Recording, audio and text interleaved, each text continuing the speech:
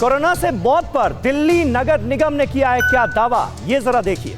निगम बोध घाट पर 250 corona positive मृतकों का अंतिम संस्कार हुआ है। 250 10 नवंबर से 17 नवंबर के बीच इतने सारे अंतिम संस्कार हुए हैं निगम बोध घाट पर।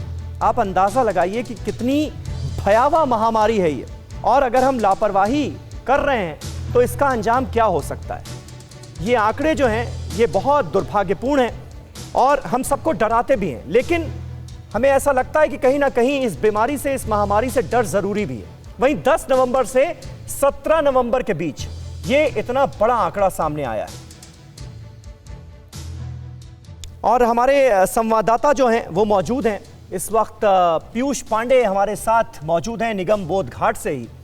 पीयूष, जरा बताइए हमारे दर्शकों को, आप क्योंकि निगम बोध घाट पर ही मौजूद हैं, कोरोना की वजह से दिल्ली जो दंश झेल रही है, किस तरह से वहां पर जो कोरोना पीड़ित लोगों के शव हैं वो आ रहे हैं, और क्या जो इंतजाम हैं निगम बोध घाट पर उनको भी ठीक तरीके से अंजाम देने में दिक्कत आ रही है क्या?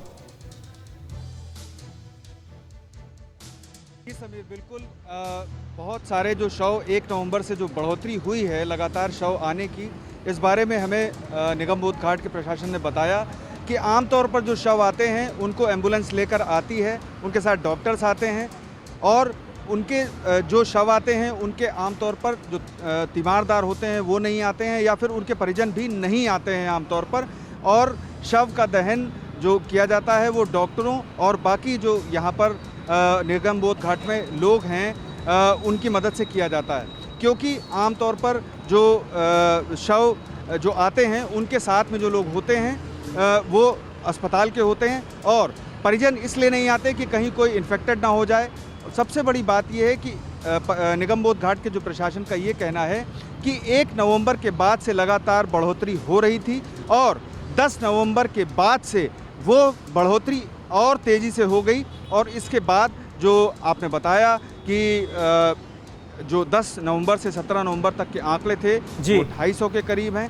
ऐसी स्थिति में निगम बोध घाट में थोड़ी परेशानी ज़रूर लोगों को देखने को पड़ रही है। जो आम शव आते हैं, यानी कि जिन्हें कोरोना से पीड़ित नहीं हैं, और उनके परिजनों को भी बड़ी परेशानी का सामना करना पड़ रहा है। हालांकि निगम बोध घाट के प्रशासन ने अलग अलग इंतजाम बिल्कुल किया हुआ है।